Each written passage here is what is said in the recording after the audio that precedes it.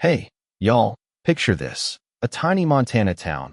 Snow piling up so fast you can't see your own hand in front of your face. And Clara Thompson, an 80-year-old widow, staring out her frosted kitchen window, wondering if this blizzard might just be her last winter alone. She's lived through decades of storms on her family ranch in Willow Creek. But this one? It's a beast, the kind that makes your bones ache before it even hits. And then, out of nowhere, the rumble of motorcycle engines cuts through the howling wind. 20 leather-clad bikers, Hell's Vipers, rolling up her driveway, half frozen, desperate for shelter. Now, Clara's heard the stories, seen the news, knows these guys are trouble with a capital T. Every instinct screams to bolt the door, grab her late husband's shotgun, and wait it out. But something deeper, something she can't quite explain, tells her to swing that door wide open. And that one choice, that single moment of trust, turns her quiet little world upside down, shaking up not just her life, but the whole damn town. Clara's been alone on that ranch since her husband, Henry, passed 6 years ago. She's 80 now, hands gnarled from arthritis, moving slow with a walker, but her mind's still sharp as a tack. She spent 35 years teaching 3rd grade in Willow Creek, pouring her heart into kids who'd show up hungry, angry, or just plain lost. She and Henry never had children of their own, kept hoping, but it never happened, so she turned that love outward, raising generations of other people's kids. Her farmhouse is big, too big for one person, filled with memories of Henry's laugh, his old Western novels, and a cedar box stuffed with letters from students who called her their second mom. She'd sit by the fire at night, radio crackling with storm warnings, thinking about those kids, where they ended up, who they became. The blizzard rolling in was no joke. 60-mile-an-hour winds, 3 feet of snow in the valleys, maybe 5 in the passes. The kind of storm that killed folks back in '79, when Willow Creek was cut off for a week. Clara had her generator ready, pantry stocked, with stove loaded, but there was this gnawing feeling in her chest, like the quiet of the house was heavier than the storm outside. Then comes the roar, low, rhythmic, like thunder that doesn't quit. Clara shuffles to the window, heart pounding, and sees headlights piercing the whiteout. Not one, not two, but 20 motorcycles, crawling through the snow like they're fighting for every inch. She knows the patches on those jackets, Hell's Vipers, the kind of guys you cross the street to avoid. Her first thought is to lock everything down, hide in the basement, call Sheriff Dawson if the phone lines hold. But as the lead rider stumbles off his bike, moving like he's half dead from the cold, Clara sees his face through the frosted glass, exhausted, human, scared. 3 soft knocks hit the door, respectful, almost timid. She thinks of Henry, how he'd quote scripture over Sunday coffee. You never know when you're entertaining angels. Clara takes a deep breath, unlocks the deadbolt, and opens the door to a gust of snow and a man who looks like he's seen hell, but still has hope in his eyes. "Ma'am, I'm Jack Riley," he says, voice rough but steady, ice caked in his beard. "President of the Black Hills chapter. We're coming back from a brother's funeral in Bozeman. Got caught in this mess. We won't make it another mile without shelter."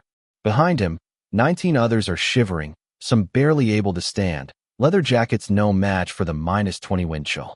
Clara's mind races. Her house isn't big enough, her food won't stretch, and these are Hell's Vipers, for God's sake. But she looks at Jack, sees the desperation, and says, "Come in, all of you." The relief on his face is instant, like she just handed him a lifeline. "Thank you, ma'am," he says. "You might have just saved 20 lives." They file in, big men in heavy boots, careful not to track snow on her hardwood floors. They hang their jackets, thank her quietly, and squeeze into her living room like oversized kids in a classroom. Clara slips into teacher mode, calm, in charge, no nonsense. "Bathrooms down the hall, towels in the closet. I'll see what I can scrounge up for food," she says, like she's directing a field trip, not hosting outlaws. She's in the kitchen, digging through canned beans and rice, when she overhears them talking, low voices, not what she expected. They're worried about a guy named Eddie's mom, who's in the hospital. Someone mentions Sheriff Dawson pulling double shifts in town. And then a name stops her cold: Billy Turner. She knows that name. Billy was her student 15 years ago, a scrawny kid with a temper, always in trouble, always carrying hurts too big for an 8-year-old. She'd spent hours with him, trying to get through, but he dropped out of high school and vanished. Could it be the same kid? She hauls out Henry's old coffee maker from the basement, and when she plugs it in, a young guy steps up to help. "Mrs. Thompson," he says, voice soft, unsure. It's Billy, taller now, tattoos creeping up his neck, but those same brown eyes, still carrying that old defiance mixed with something new gratitude. "Billy Turner," she says, setting down the coffee pot. "You've grown up." The room quiets, like everyone knows this moment matters. Billy's face flushes. "You remember me? I was a nightmare in your class." Clara smiles, the kind she used to give kids who needed it most. "You were a kid with a lot on your plate." "That's different." Billy looks away, swallowing hard. "You were the only one who didn't give up on me, even when I threw that chair at you." Clara remembers Billy's suspension, how she moved his desk next to hers when he came back, ignoring the other teacher's complaints. "You came back, Billy. That's what mattered." As the night goes on, Clara learns more about these vipers. Jack, the leader, is in his 50s, gray in his hair, talking about his daughter's college applications. Sarah Lopez, the only woman in the group, sits by the fire, clutching a photo of her dad, who's in surgery 200 miles away. "I was supposed to be there," she says, voice breaking. Clara sits beside her, hand on her shoulder, like she did for countless kids over the years. "He's in good hands, Sarah. You'll get there when the road's clear."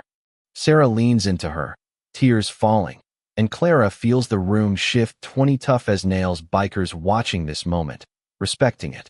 Billy whispers, "Sarah's tougher than most of us, but she never lets anyone see her cry." Clara's starting to see if these aren't the monsters from the news. They're a family, bound by loyalty, picking up each other's broken pieces. By midnight, the storm's still raging, but Clara's house feels alive, warm, like it hasn't in years.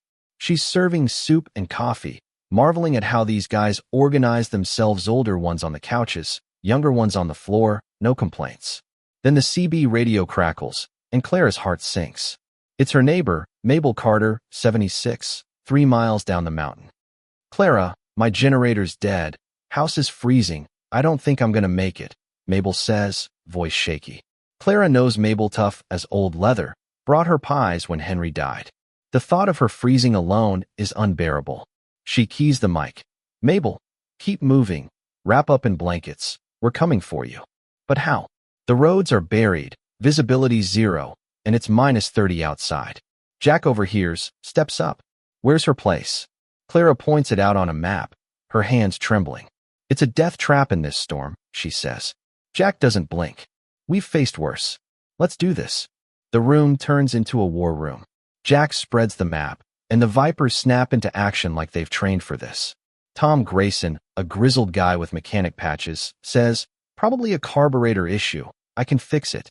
Luke Harper, ex-Army, traces the route.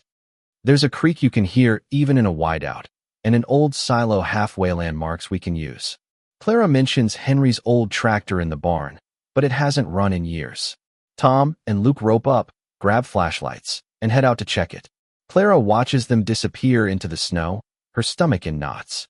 These guys are risking their lives for a stranger, no questions asked. Back inside, they plant sleeping bags, tools, emergency shelters, radio check-ins every 15 minutes. Clara keys the radio again. "Mabel, we've got folks who know generators. They're coming. Stay strong, okay?" Mabel's voice is weaker. "Clara, nobody can get through this storm.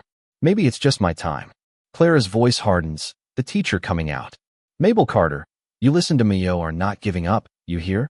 We're getting to you." Tom and Luke come back, faces red from the cold, but grinning.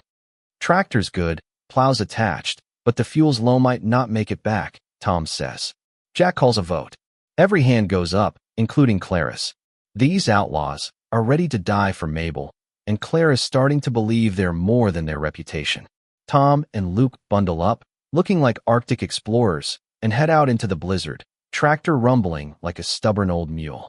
Clara stays by the radio, heart pounding with every check-in. 2 hours later, Tom's voice crackles through. "Generator's fixed. Mabel's warm. We're heading back." The room erupts in quiet cheers, handshakes, back slaps. Clara feels tears prick her eyes. Mabel's alive because these men, these so-called criminals, didn't hesitate. The next morning, the storm's breaking, and Jack drops a bombshell. Clara, we're organizing a gratitude ride to honor what you did. 50 chapters, maybe 600 bikes, coming tomorrow. Clara's jaw drops. 600 Hell's Vipers in Willow Creek? The town's barely 800 people. Her phone starts ringing. Pastor Jenkins, worried she's lost her mind. Mayor Ellis, talking about public safety risks. They're scared, and Clara gets it. 600 bikers sounds like an invasion. She pushes back, voice steady. These men saved Mabel's life, Bob. They're not here to burn the town down. Mabel herself shows up, brought by a road crew, looking stronger than Clara expected. Clara, if these guys want to thank you, let them, Mabel says, fierce as ever. They risked everything for me, and I'd trust 'em with this whole valley.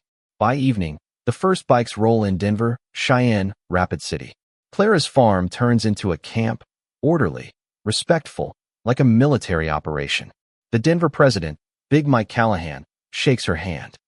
Ma'am, we're here to honor you, not cause trouble. Sarah Vega, a female president from Sioux Falls, hands Clara a certificate naming her an honorary Viper sister. Your family now, she says.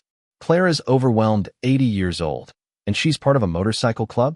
The next morning, the valley shakes with 632 bikes, a sea of chrome and leather.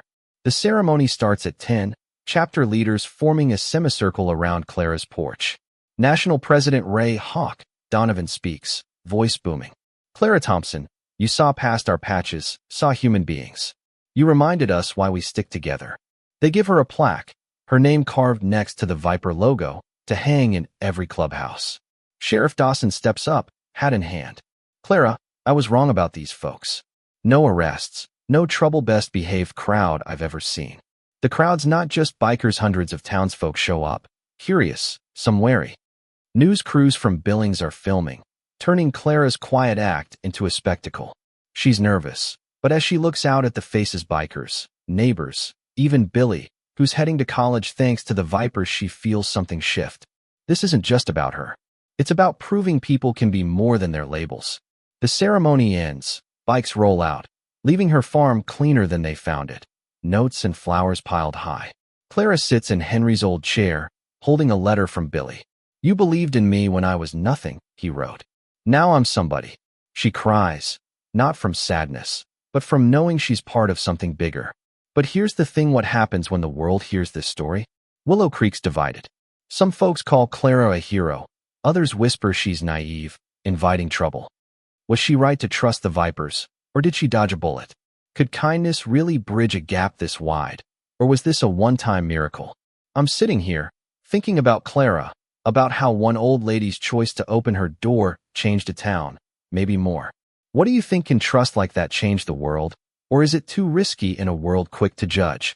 Drop a comment, tell me your take, and if this hit you like it hit me, share it with someone who needs to hear it. Let's keep this conversation going.